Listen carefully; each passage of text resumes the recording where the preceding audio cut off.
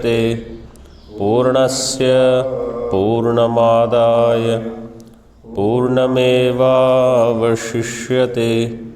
ओम शांति शांति शांति।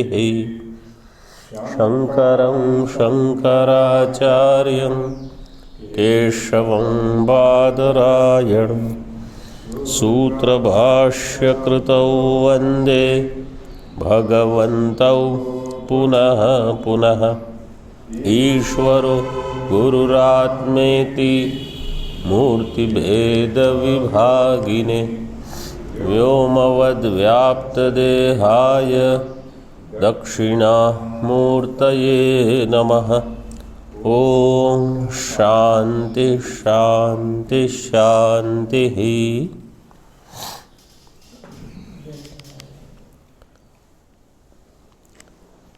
अनुभूति प्रकाश में बृहदारण्यक उपनिषद के प्रथम अध्याय पर विचार चल रहा है। तो प्रथम अध्याय का जो मुख्य प्रयोजन है वो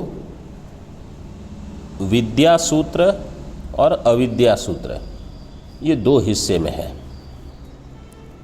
प्रथम अध्याय बृहदारण्यक का, उसमें से विद्या सूत्र का आरंभ अभी हुआ नहीं है, उसके पहले की भूमिका चल रही है। विद्या सूत्र जो है वो ये बताना चाहता है कि जीवन में केवल आत्मा का चिंतन करना, यह है विद्या सूत्र। और इसको छोड़ के जो कर्म उपासना में चिंतन होता है, ये सारा का सारा अविद्या का क्षेत्र है। वेद में तो जो कर्म बताए हैं वो भी वैदिक कर्म होते हैं, उससे भी नीचे वाली जो अविद्या है वो तो लौकिक कर्म आदि है, ये तो सामान्य है। अब विद्या सूत्र के लिए जो तैयारी चाहिए वो है ये उपासना। तो उसके लिए समष्टि की उपासना जितनी हो सके उतनी करनी चाहिए, वो पहले थोड़ा बता दिया। समष्टि उपासना, उपासना के पश्चात यहाँ जो प्रकरण आरंभ हुआ है वो है परमात्मा का जीव रूप में प्रवेश। परमात्मा ही जीव के रूप में प्रविष्ट हुआ है। इसमें भगवान भाष्यकार ने जो लिखा है वो थोड़ा मैं पढ़ के बताता हूँ। उन्होंने कहा सारे शास्त्र का आरंभ इसी अर्थ में है, मतलब इसी प्रयोजन को लेके सारे शास्त्र हैं। यदर्थ है सर्वशास्त्रारंभः यस्मिन् अविद्या स्वाभाविक्या, जिसमें अविद्या स्वभाव से मतलब अनादिकाल से है। अविद्या मूलाविद्या जिस ब्रह्म में अनादिकाल से है, जिसमें कर्तृ क्रिया फल अध्यारोपणा कृता, उसी अविद्या के द्वारा कर्ता क्रिया फल ये सबका अध्यारोप हुआ है। तो पूरी अध्यारोप प्रक्रिया जो है, वस्तु में अवस्तु का आरोप, उसमें मैं करता हूँ, मेरी क्रियाएं हैं, मुझे फल मिलेगा, और वो पूरा संसार का चक्र पूरा अध्यारोपित है। यह सर्वस्य जगतः कारणम, यह कारणम सर्वस्य जगत, जो सारे जगत का कारण है ब्रह्म। ब्रह्म मतलब ब्रह्म माया के साथ, मूला विद्या के साथ। यदात्म के नाम रूपे सलिलादिव स्वच्छात मलमिव फेनम अव्याकृते व्याक्रियते। मैंने कहा था भगवान भाष्यकार अव्यक्त के बदले अव्याकृत शब्द प्रयोग करते हैं, उनका ये प्रिय है। नाम रूपे, सारे जो नाम रूप हैं, सलिलादीव, स्वच्छात, जैसे जल में जो फेन वगैरह होते हैं ना, वो उसका मल है, सफ़ेद सफ़ेद जो दिखता है।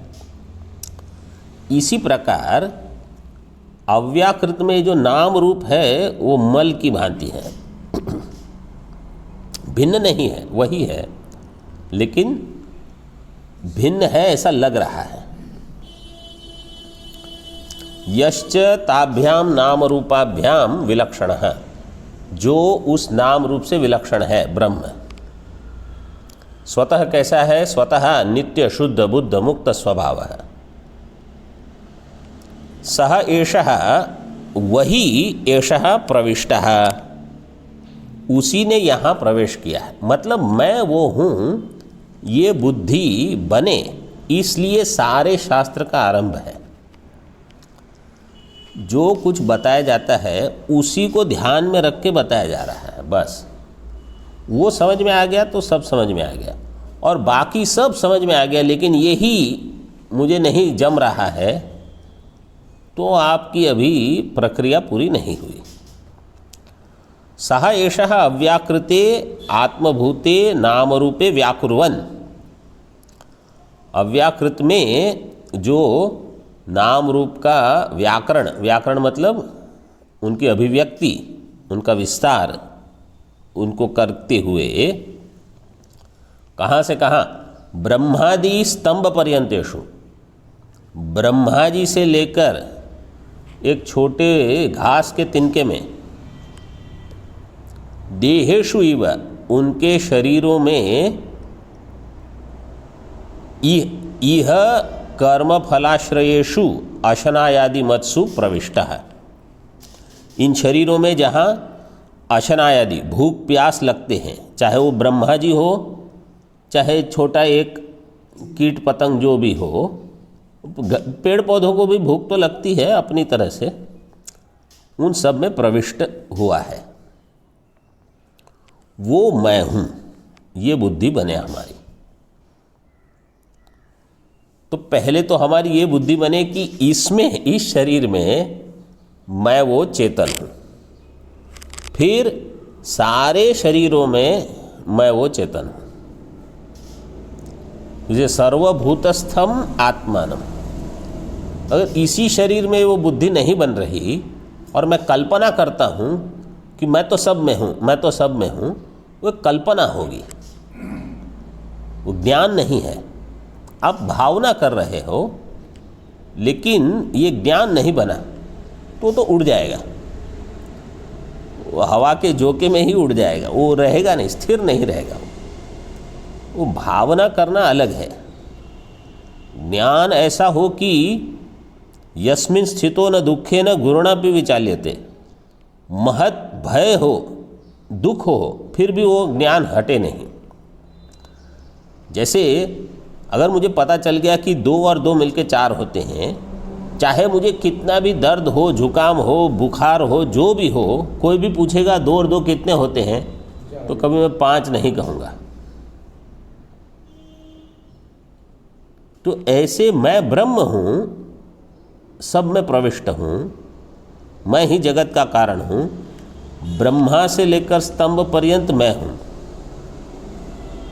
और नाम रूप जो व्याकरण है वो भी मैं ही हूँ, लेकिन वास्तव में सबसे विलक्षण हूँ। ये बुद्धि बनाने के लिए सारे शास्त्रों का आरंभ है। देखो, एक पंक्ति में भगवान ने पूरा सार दे दिया। तो ये जहाँ जहाँ प्रवेश श्रुति आई है, सारी प्रवेश श्रुतियों का प्रयोजन यही बताने के लिए है। जिसने सृष्टि बनाई वही प्रविष्ट हुआ।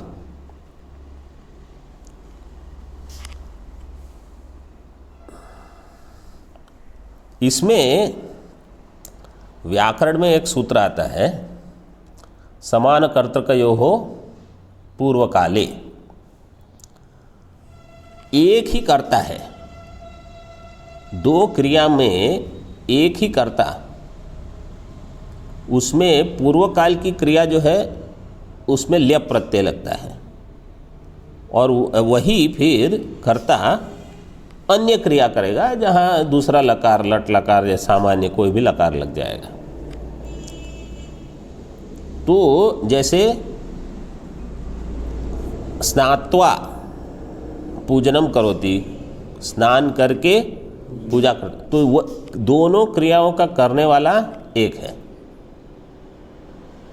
ध्यात्वा पूजति, ध्यान करके पूजन करता है। तो इसी प्रकार सृष्ट्वा प्रविशति, सृष्टि करके परमात्मा प्रवेश करता है, ये बताना चाहते हैं। अभी आगे देखो, तो ये था 101। 102 में क्या बताया? पृष्ठ क्रमांक 257, 257, उसका अंतिम जो श्लोक है, तच्छब्देन परामृष्टः साक्ष्य व्याकृत भासकः एतच्छब्देन कार्यस्थः प्रत्यक्ष उपदिश्यते। सो यहाँ क्या बता रहे हैं? बृहदारण्य का वाक्य है, सह एषः इह आनखाग्रभ्य प्रविष्टः। तो इसमें तत्शब्द क्या है? सह जो है वो कौन सा शब्द है? तत्शब्द। तत् से साक्षी जो अव्याकृत का भाषक है वो बताया गया है। मतलब शुद्ध चैतन्य जो समष्टि उपहित चैतन्य का अवभाषक है। और एतत् मतलब एषः, एतत् शब्देन कार्यस्थ प्रत्यक्ष उपदिश्यते। ये कार्य जगत में जो प्रविष्ट हुआ है, या हमारे शरीर में, किसी भी शरीर में जो प्रविष्ट हुआ है वो बता रहे हैं। अभी आगे देखो,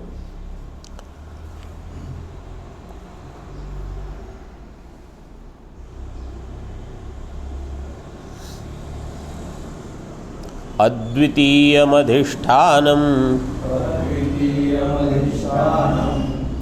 कार्यस्थ सद्वयस्तयोः स एष इत्यभेदोक्तिर् दुष्करेति न चोद्यताम्। अद्वितीयमधिष्ठानं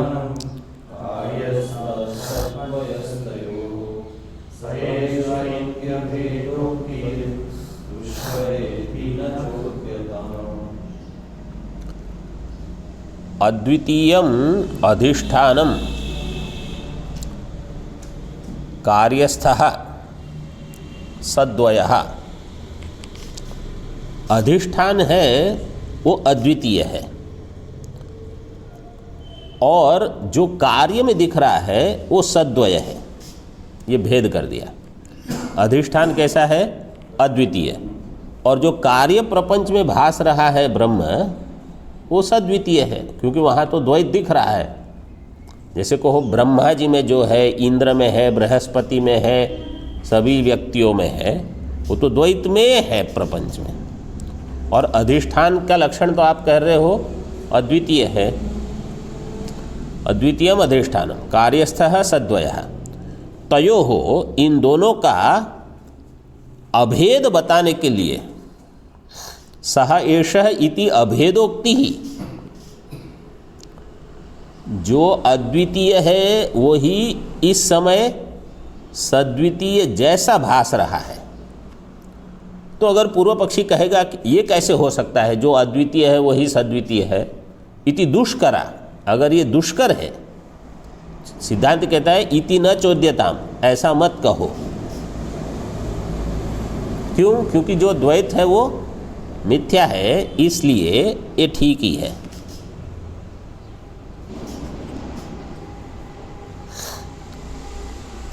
स एषः इति अभेदोक्ति ही दुष्करा इति न चोद्यता। ये दुष्कर नहीं है, ये ठीक ही है।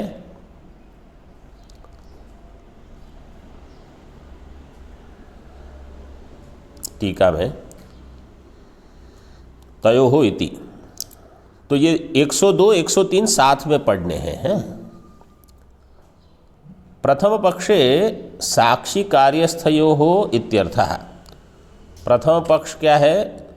जहाँ अद्वितीय अधिष्ठान है, साक्षी और कार्य में स्थित ये दो। द्वितीय कल्प क्या कर रहे हैं? अद्वितीय अधिष्ठान और सद्वय कार्यस्थयो, मतलब उसी को भाषा बदल के बताते हैं। साक्षी शब्द वही है अद्वितीय अधिष्ठान, और जो कार्य में है वो है सद्वय कार्यस्थयोः इत्यर्थः।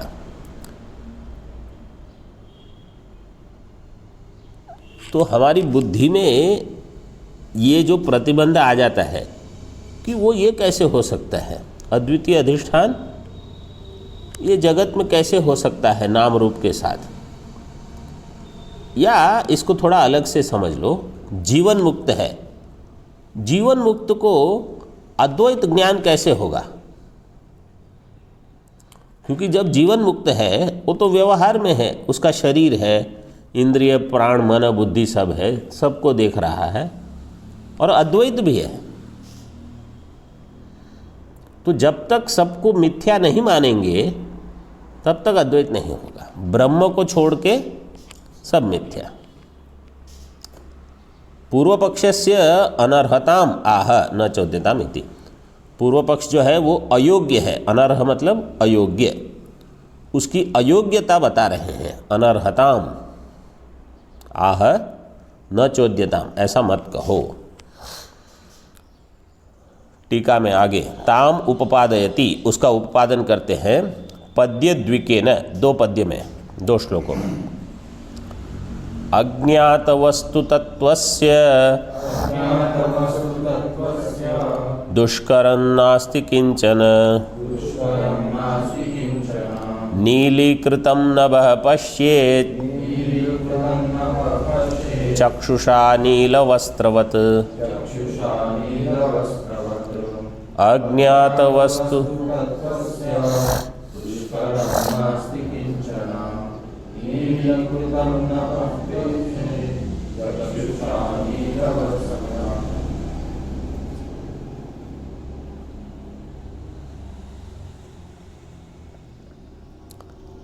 अज्ञात वस्तु तत्वस्य नास्ति किंचन दुष्करम। जो वस्तु अज्ञात है, अज्ञात वस्तु तत्वस्य मतलब जहाँ अज्ञान है वहाँ कुछ दुष्कर नहीं है, कुछ असंभव नहीं है।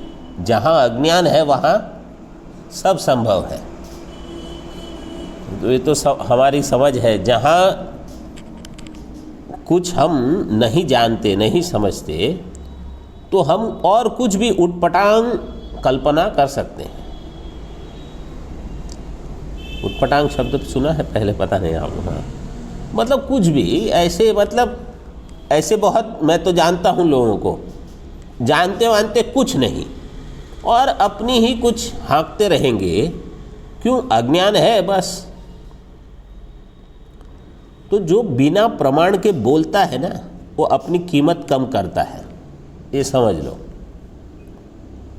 आप अगर किसी प्रमाण के बिना कुछ अगर वाक व्यवहार करते हो या कुछ भी करते हो, आप अपनी ही कीमत कम कर देते हो कि बोले इनको कुछ पता ही नहीं है, ये ऐसे ही व्यर्थ वाक व्यवहार करते हैं। अपना भी समय गंवाते हैं, दूसरों का भी समय गंवाते हैं। जैसे महाराज जी को कभी कोई प्रश्न पूछता है, अब प्रश्न हो गया, अब आप आगे विस्तार कर रहे हो, मतलब आप अपना समय बिगाड़ रहे हो। समझो आपको किसी ने पूछा कुछ, अगर आपको 2-3 शब्द में उसका उत्तर देने नहीं आया और आप शुरू कर दिए, तो भी आप व्यर्थ हो। तो फिर वो कहेंगे ये क्या, मतलब इनको यही पता नहीं है कि उत्तर कैसे देना प्रश्न का। और ये अगर चाहते हैं कि मैं अद्वितीय ब्रह्म हो जाऊं, बोले आपको तो अभी बहुत रुकना पड़ेगा। अज्ञात वस्तु तत्वस्य न किंचन दुष्करम अस्ति।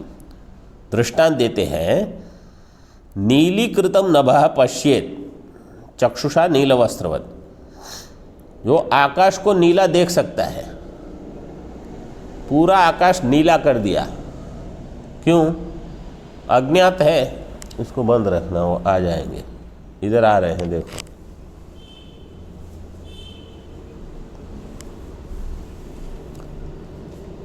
पश्येत चक्षुषा, आंखों के द्वारा नील वस्त्रवत। जैसे वस्त्र नीला है वैसे आकाश भी नीला देख लेंगे ये लोग।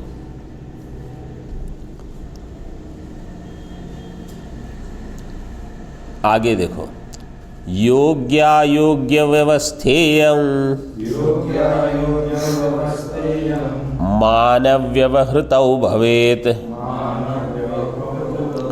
कल्पना मात्र निष्पत्तेर नापेक्षा ज्ञान भूमिषु।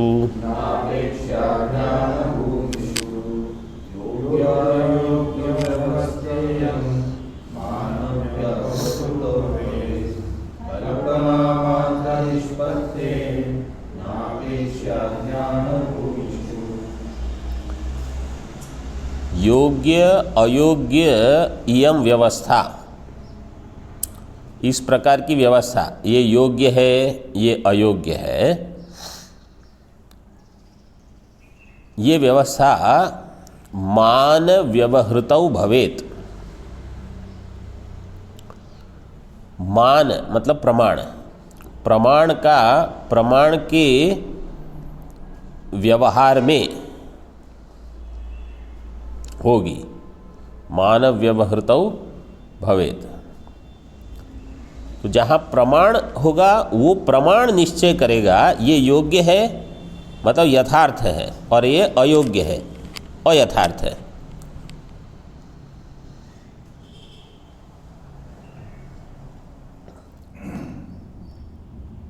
कल्पना मात्र निष्पत्ते है नापेक्ष्य अज्ञान भूमिषु।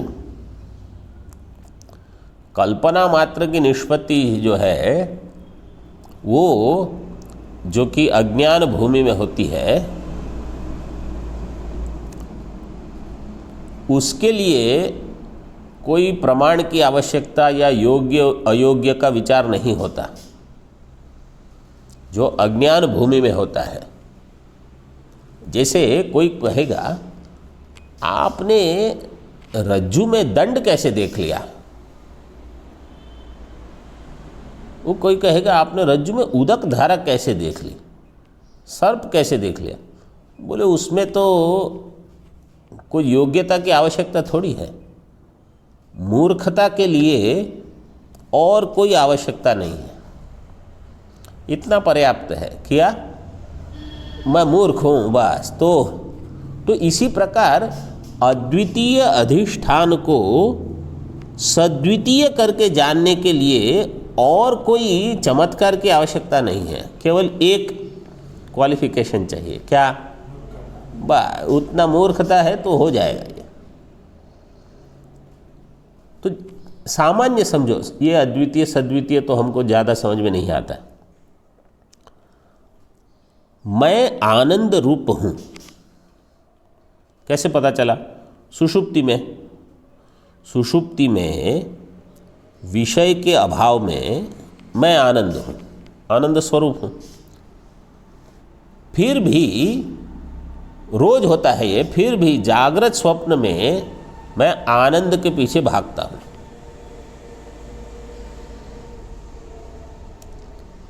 तो ये क्यों होता है? बस अविचार कृतो बंध है।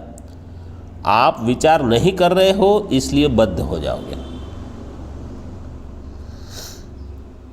तो इसके लिए फिर और किसी की आवश्यकता नहीं है। टीका में देखो, यहाँ अज्ञान विषयेषु कल्पना, काल्पना लिखा है, कल्पना मात्रेण वस्तुनः सिद्धेः। अज्ञान के जो विषय होते हैं वो उसकी सिद्धि कैसे होगी? देखो, वस्तु की सिद्धि कैसी होती है? वस्तु सिद्धि होती है लक्षण प्रमाणाभ्याम, वस्तु सिद्धि ही। तर्क संग्रह में यह आता है वाक्य, लक्षण प्रमाणाभ्याम वस्तु सिद्धि ही। इसलिए वहाँ सभी चीज़ों का लक्षण करते हैं और फिर उसके जानने के लिए कितने प्रमाण का उपयोग होगा, 4 प्रमाण, 6 प्रमाण, अलग अलग दर्शन अलग अलग प्रमाण मानते हैं। तो लक्षण और प्रमाण से वस्तु की सिद्धि होगी। ठीक है। अब जो वस्तु अज्ञान से सिद्ध है वहाँ न कोई लक्षण हो न कोई प्रमाण हो, उनके लिए वस्तु सिद्ध हो जाएगी, क्योंकि अज्ञात वस्तु है, वो क्या है उसमें। तो ये दिया है यहाँ, कल्पना मात्र से सिद्धि होगी। अज्ञान विषयेषु कल्पना मात्रेण वस्तुनः सिद्धेः उक्ता व्यवस्था न अपेक्षणीया इति उत्तरार्धे योजना। न अपेक्षणीया, ये अपेक्षणीय शब्द श्लोक में तो नहीं है, लेकिन श्लोक में क्या शब्द है? अपेक्ष्य, अपेक्ष्य है। ये अपेक्ष्य शब्द ही उसको कैसे पढ़ना है? अपेक्षणीय, ऐसे। अभी थोड़ा बताते हैं, देखो। अपेक्ष्य इति कर्मणि अदन्तः। अपेक्ष्य शब्द कैसा है? कर्मणि अदंत शब्द है। अपेक्ष्य जो है ना, इसको अदंत, अदंत मतलब अत में जिसका अंत हो रहा है वो है अदंत। अगर मैं कहूं अपेक्ष्य के बदले समझो उपेक्ष्य, जैसे इस श्लोक में आता है दृग्दृश्य विवेक में, उपेक्ष्य नाम रूपे द्वे सच्चिदानंद तत्पर। उपेक्ष्य शब्द है, तो वहाँ जो उपेक्ष्य है वो अदंत शब्द नहीं है, वो ल्यबंत है। उपेक्षा करके वो ल्यप प्रत्यय लगा है वहाँ। उपेक्ष्य नाम रूपे द्वे समाधिम कुर्यात, ऐसे वाक्य बनेगा वहाँ। नाम रूप की उपेक्षा करके समाधि करो, समाधि अभ्यास करो। मैसेज मत भेजते रहो, फोन को मत पकड़ के रखो, समाधि अभ्यास करो। तो वहाँ जो उपेक्ष्य है शब्द वो अदंत नहीं है, वो ल्यबंत है।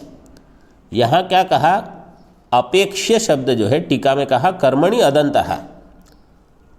तो मतलब उसका अंत तो दोनों में यह है, फिर भी ये अदंत क्यों माना, वो ल्यबंत क्यों माना? तो यहाँ अपेक्ष्य का अर्थ है जैसे दृश्य, दृश्य शब्द य में अंत उसका होता है, लेकिन वो अदंत शब्द है, वो ल्यबंत नहीं है। दृश्य मतलब जो दिख रहा है। इसी प्रकार अपेक्ष्य मतलब जिसकी अपेक्षा है वो क्या हो गया? अपेक्ष्य। जैसे जो दिख रहा है वो है दृश्य, जिसकी अपेक्षा है वो है अपेक्ष्य। उसी के लिए दूसरा शब्द दिया अपेक्षणीय। ठीक है, तो टीकाकार ने पहले ही वो दे दिया अपेक्षणीय, तो कर्मणि प्रयोग है, अदंत शब्द। और फिर कहा अपेक्षा, अपेक्ष इति अपपाठ है। अपेक्ष अगर पाठ है तो ठीक नहीं है, अपेक्ष्य ठीक है।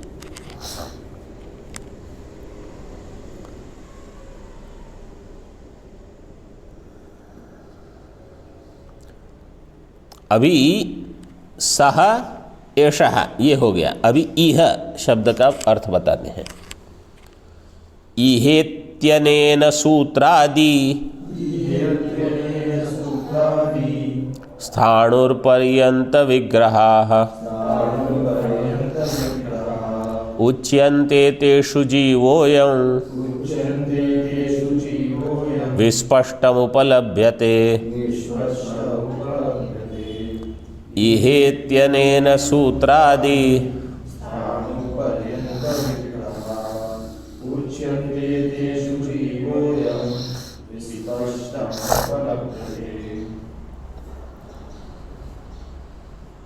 इह इह इति अनेन शब्देन सूत्रादि सूत्रादि स्थाणुपर्यंत विग्रह। सूत्र से लेकर, सूत्रात्मा मतलब हिरण्यगर्भ, और स्थाणु मतलब घास का तिनका, उसको कहते हैं स्थाणु।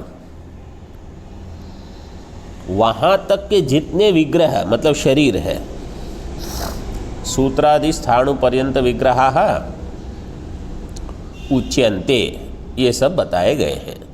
मतलब इन सारे शरीरों में इह का मतलब यहाँ, यहाँ मतलब कहाँ?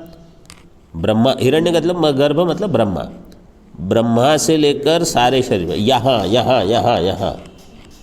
वो बंदर आए तो बोलो इसमें यहाँ, ऐसे। उच्यन्ते तेषु अयम जीवो विस्पष्टम उपलभ्यते, इनमें यह जीव बिल्कुल स्पष्ट भास रहा है। अब जीव शब्द क्यों कहा?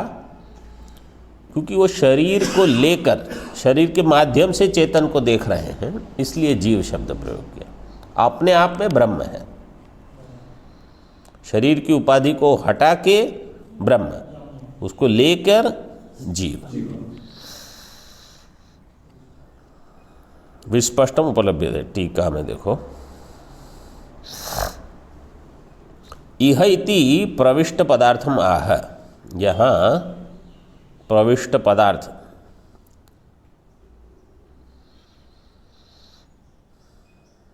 जो प्रविष्ट हुआ है वो क्या है उसको बता रहे हैं। विस्पष्टम उपलभ्यते इति उपलब्धि विशेष एव इह प्रवेशः, ये भी महत्वपूर्ण वाक्य है।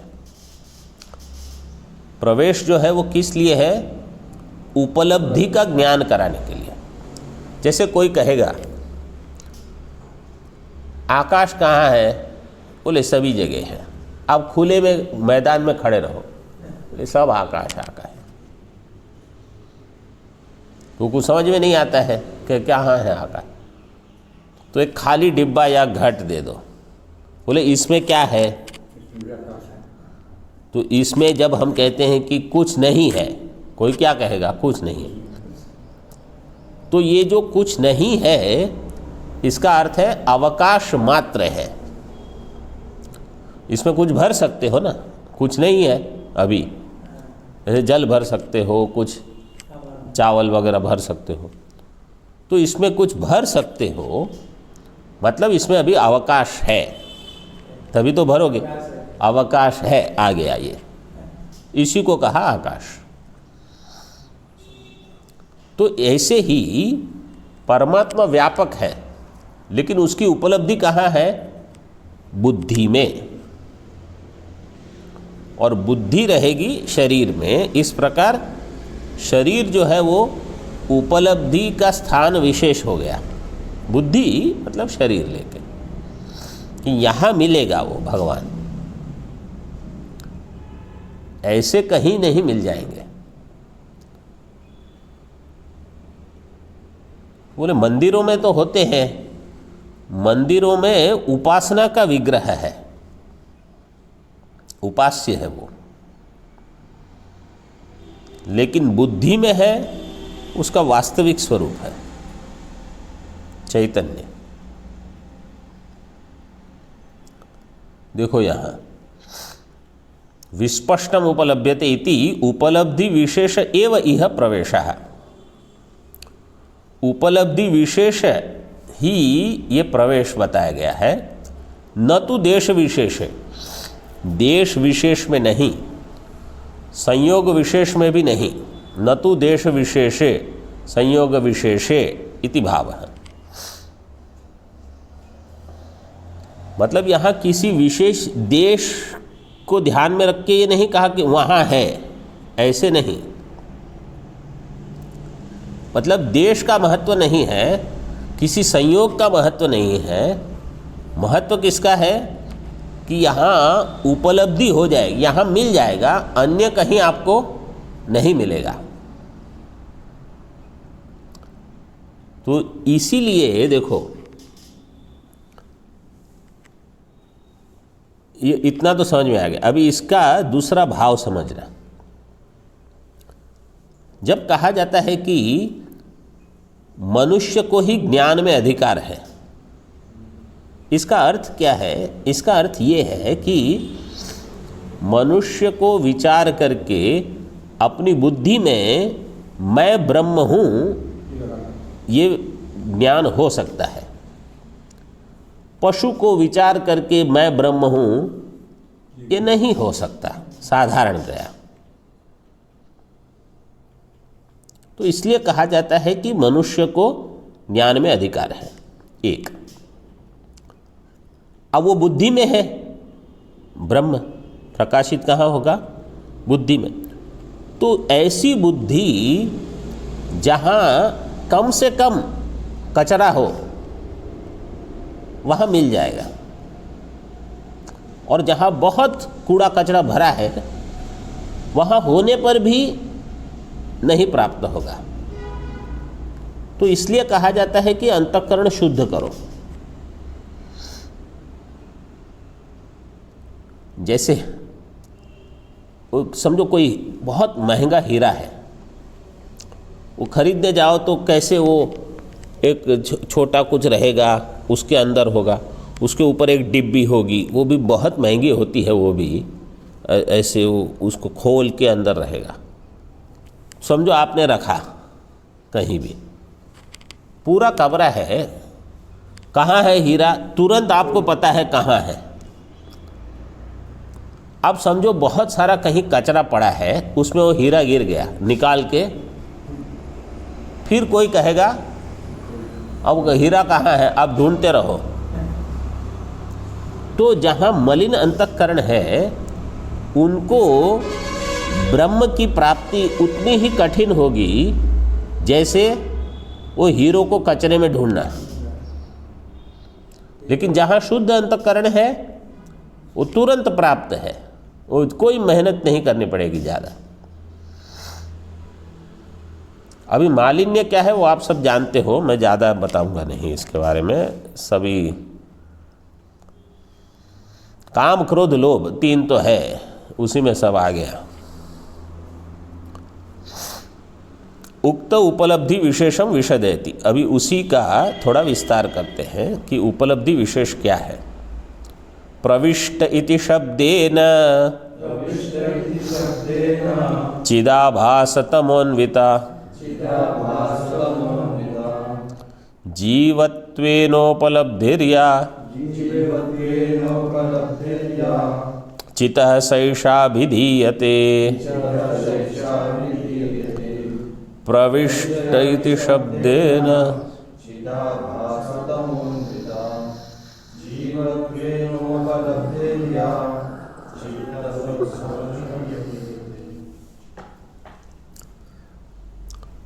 प्रविष्ट, अब ये प्रवेश शब्द क्या है वो बताते हैं। सह एष यह आनखाग्रेभ्यः प्रविष्टः। तो अभी प्रविष्ट क्या है? प्रविष्ट इति शब्देन चिदाभास तमो अन्विता जीवत्वेन उपलब्धि ही। चिदाभास और अज्ञान, तम मतलब अज्ञान, चिदाभास और अज्ञान, इन दोनों से युक्त होकर, मिलकर, अन्वित होकर जीवत्व के रूप में जो उपलब्धि होती है, किसकी? चैतन्य की। चितः या उपलब्धि ही, उसको क्या कहा जाएगा? प्रवेश। तो भगवान का शरीर में प्रवेश हुआ मतलब अज्ञान, अज्ञान से जन्य चिदाभास, इन दो से अन्वित होकर वहाँ चेतन जो है वो अभी अपरोक्ष मालूम होता है। चेतन की अनुभूति कैसे होती है? अहम करके, अपरोक्ष रूप में। ये जो अनुभूति है यही है प्रवेश। लेकिन यहाँ क्या है? अज्ञान और चिदाभास इस प्रकार से मिला हुआ है वो। तो तीन चीज हो गई, शुद्ध चेतन, अज्ञान उपाधि और उसमें उपहित चिदाभास। शुद्ध चेतन, अज्ञान उपाधि है, उस उपाधि में उपाधि और उसमें चैतन्य का प्रतिबिंब तो तुरंत होगा। जैसे यहाँ जल रखा और उस आकाश में सूर्य है, तो वह प्रतिबिंब लाने के लिए कुछ करना नहीं पड़ता, वो तो जैसे जल आया वैसे प्रतिबिंब दिखेगा। ऐसे जैसे ही अज्ञान उपाधि चेतन तो है, तुरंत वहाँ प्रतिबिंब चिदाभास। तो इस प्रकार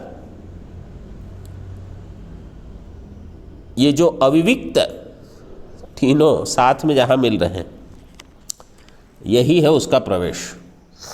जीव रूप में वो प्रविष्ट हो चुका, जीवत्वेन उपलब्धि ही प्रविष्टः। किसकी? चैतन्य की। चितः सा एषा अभिधीयते, चैतन्य का प्रवेश, ये ऐसे बताया गया है। टीका में देखो, प्रविष्ट इति चिदाभास तमोभ्याम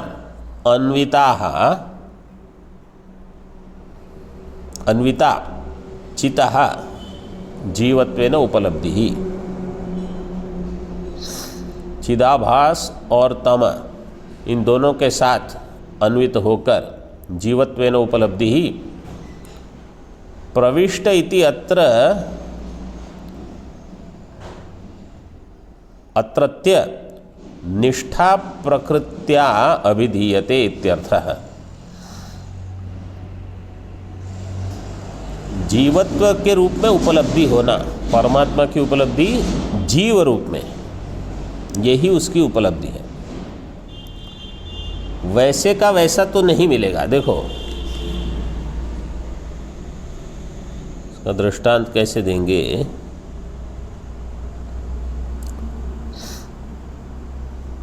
आकाश का ही दृष्टांत ले लो। आकाश हमको किसी परिमिति के साथ मिलेगा, जैसे घट है, उसके साथ वहाँ जो आकाश है। तो लेकिन जब मैं आकाश की समझ रखता हूँ तो उसमें घट शामिल नहीं होता। बिना घट वाला आकाश मुझे चाहिए, लेकिन केवल आकाश प्राप्त नहीं होगा, वो घट के साथ ही आएगा। जैसे जल ले लो, और भी सरल। कोई कहेगा जल लेके आओ, तो क्या लेके आओगे? कटोरा तो होगा ना, उसमें ही जल लेके आओगे। कहाँ जल ऐसे हाथ में थोड़ी लेके आएगा कोई। लेकिन आप केवल जल पियोगे, कटोरे को वो तो छोड़ना है उसको। तो इसी प्रकार ब्रह्म जो है वो उपलब्ध कैसे होगा? शरीर इंद्रिय मन के साथ। लेकिन ग्रहण क्या करना है? शरीर इंद्रिय मन को छोड़ के केवल चेतन। ये इसी को कहते हैं अध्यारोप अपवाद। अध्यारोप में क्या हुआ? सब चीज मिलके प्राप्त हुआ चेतन, और अपवाद में सब चीज छोड़ के केवल मैंने जो चाहिए था वो ग्रहण कर लिया, बाकी सब छोड़ दिया। छोड़ दिया मतलब मिथ्या समझ लेना। यहाँ तो छोड़ने का अर्थ दोनों लेना पड़ेगा। एक है त्याग करना और एक है मिथ्या समझ लेना। जिसका त्याग कर सकते हो उसका त्याग कर दो और मिथ्या समझ लो। जिसका त्याग नहीं कर सकते हो उसका त्याग मत करो, लेकिन मिथ्या समझ लो। मिथ्या दोनों को समझना पड़ेगा। जैसे अब शरीर को हम छोड़ नहीं सकते जब तक प्रारब्ध है, तो इसको मिथ्या समझ लो और चलाए रखो गाड़ी।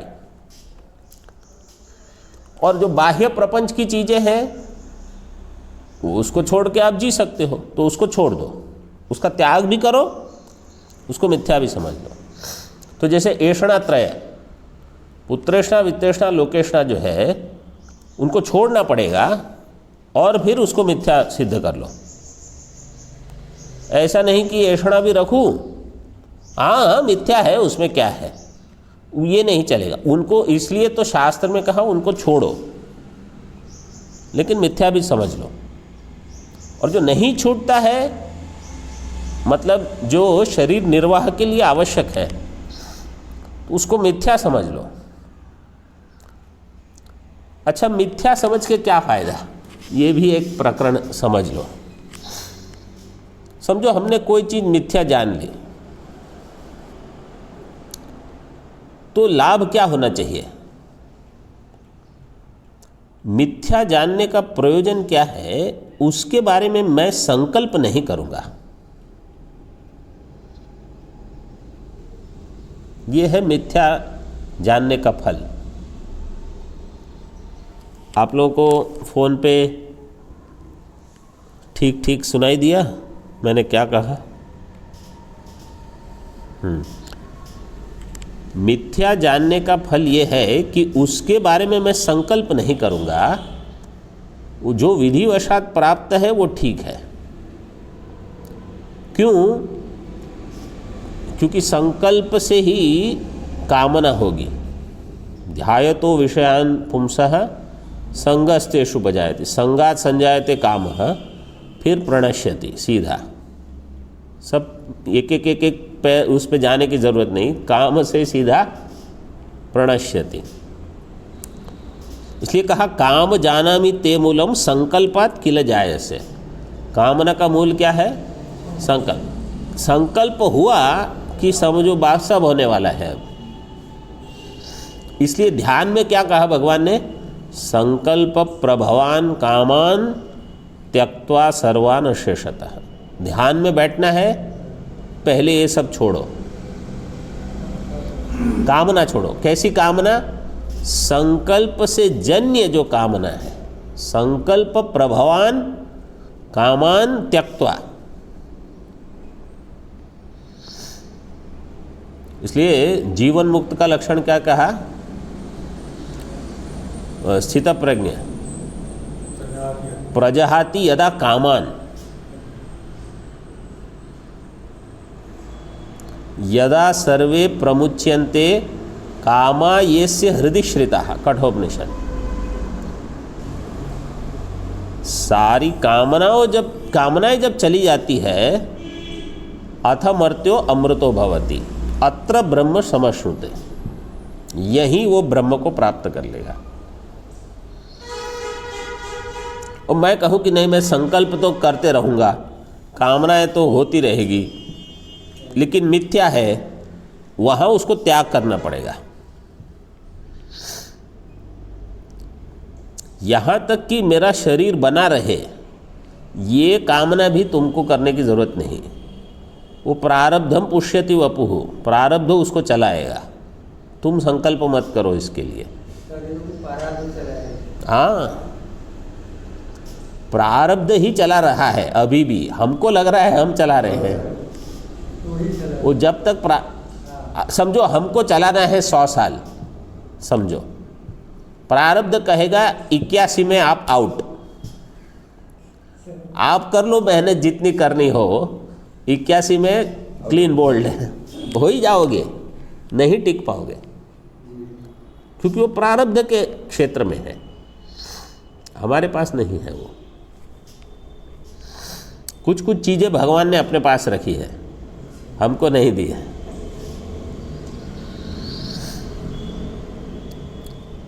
तो संकल्प, तो जीवन मुक्त होने का लाभ क्या है कि मैं संकल्प नहीं करूंगा। तो पहले मैं जीवन मुक्त हो जाऊं, फिर संकल्प बंद करूंगा, ऐसा नहीं है। आपको जीवन मुक्त होना है, संकल्प छोड़ना शुरू करो, तब आप जीवन मुक्त होंगे। तो हम कभी हट करते नहीं नहीं नहीं, ऐसा नहीं होगा। तो देखो, शास्त्र से या परमात्मा से हट करके कोई जीत नहीं सकता। रोग में कोई चीज़ का जरूरत वो तो रखो ना, आप रखो। जैसे ठंड पड़ेगी तो स्वेटर चाहिए, कंबल चाहिए, मोजे चाहिए, वो सब चाहिए। वो आवश्यक चीज़ें हैं। अनावश्यक चीज़ें जैसे नाम है, प्रतिष्ठा है, पद है, उसके बिना तो लोग जी सकते हैं ना, बस। तो वो उनकी आवश्यकता नहीं। भोग की वस्तुएं हैं, उसकी कहाँ आवश्यकता। इत्यत्र अत्रत्य निष्ठा प्रकृत्या अभिधीयते इत्यर्थः। प्रविष्ट जो है वो निष्ठा प्रत्यय लगा है यहाँ। निष्ठा प्रत्यय क्या है? तक तवतु निष्ठा, त प्रत्यय और तवतु प्रत्यय। तो यहाँ प्रविष्ट जो है ये एक त प्रत्यय है। विष धातु में निष्ठा प्रत्यय लगने से प्र उपसर्ग के साथ प्रविष्ट शब्द बनेगा।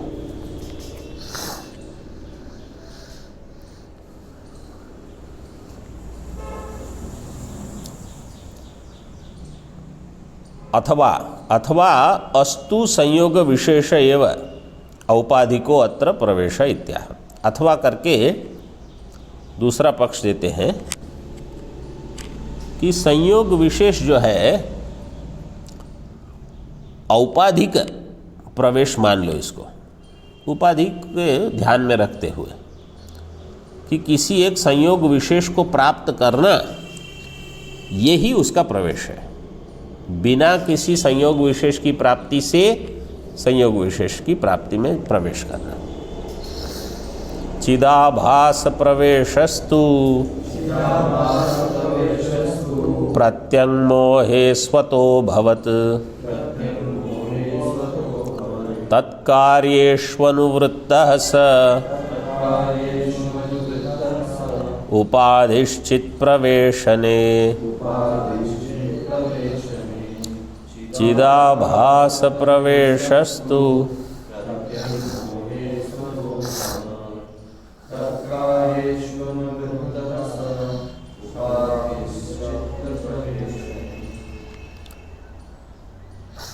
चिदाभास प्रवेशः तु प्रत्यङ्मोहे स्वतः अभवत्।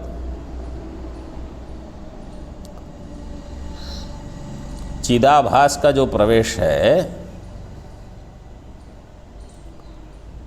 चिदाभास का प्रवेश मतलब जैसे अगर मैं कहूँ सूर्य का प्रतिबिंब के रूप में जल में प्रवेश, इसका अर्थ वास्तव में प्रवेश नहीं है, केवल सूर्य और जल का एक दूसरे के समीप में आ जाना, कहीं समीप मतलब आमने सामने आ जाना, यही सूर्य का जल में प्रतिबिंब रूप में प्रवेश हो गया और कुछ करना नहीं है।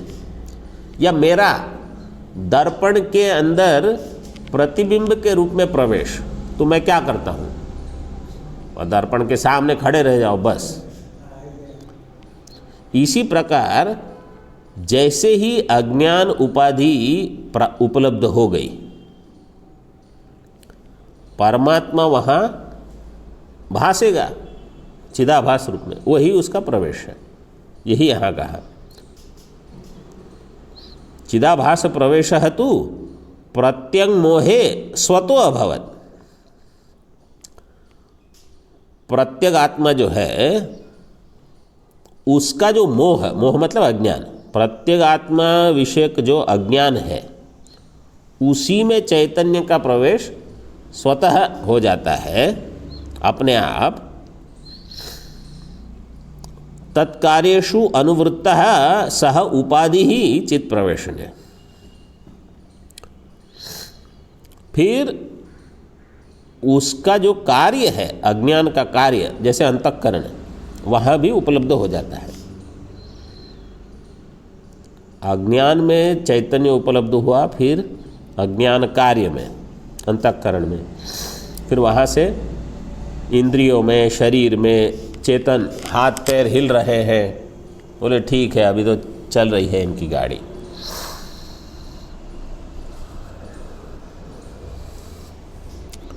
तो यह आभास अज्ञान ही मुख्य उपाधि है। चित प्रवेशने, चैतन्य के प्रवेश में